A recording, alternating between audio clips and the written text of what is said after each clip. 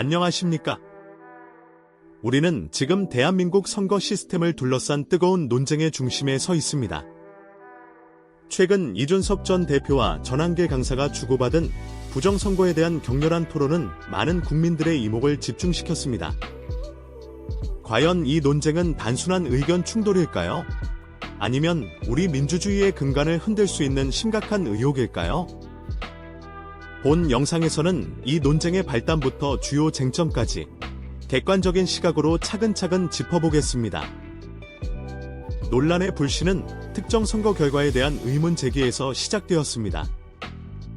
이준석 전 대표 측은 선거 과정의 일부 절차상 미비점이나 통계적 이상 징후를 지적하며 의혹을 제기했고, 이에 대해 전한길 강사는 과학적 근거가 부족하다는 입장을 분명히 했습니다.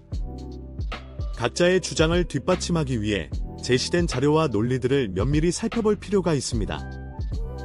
어떤 부분에서 첨예한 의견 대립이 있었는지 그 구체적인 내용들을 분석해 보겠습니다.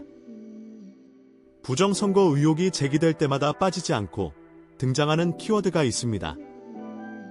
바로 사전투표 조작설입니다.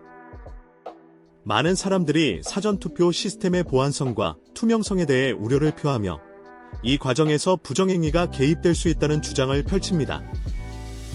하지만 이러한 주장들은 과연 과학적이고 합리적인 근거를 가지고 있을까요?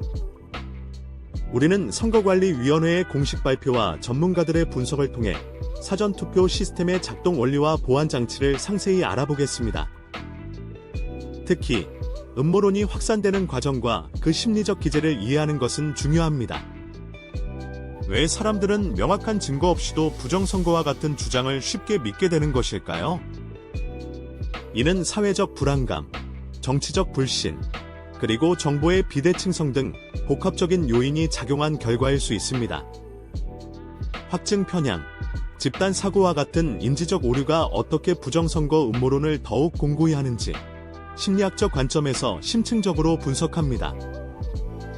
과거 실제 부정선거 사례나 선거 관련 논란이 있었던 국가들의 경험을 살펴보는 것도 현재의 논쟁을 이해하는 데 도움이 됩니다.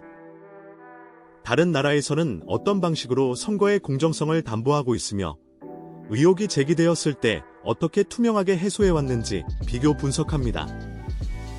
국제적인 시각에서 대한민국의 선거 시스템을 조명하며 우리가 나아가야 할 방향에 대한 통찰을 얻고자 합니다. 이번 토론에서 제기된 구체적인 의혹들에 대해 법률적인 측면과 통계학적인 측면에서 전문가들의 명확한 답변을 들어보겠습니다. 단순한 의혹 제기를 넘어 실제 법원에서 부정선거가 유죄로 인정된 사례는 있는지, 통계적으로 어떤 기준을 넘어서야 유의미한 의혹으로 볼 수 있는지 등 객관적인 데이터와 법리 해석을 바탕으로 팩트를 명확히 구분해낼 것입니다. 감정적인 주장과 과학적 증거 사이의 간극을 좁혀나가겠습니다. 결론적으로 이준석 전 대표와 전한길 강사의 부정선거 토론은 우리 사회의 선거 공정성에 대한 깊은 성찰의 기회를 제공했습니다. 하지만 과학적 근거 없는 음모론이 민주주의를 위협하지 않도록 우리는 항상 비판적인 사고와 사실 확인을 기반으로 정보를 수용해야 합니다.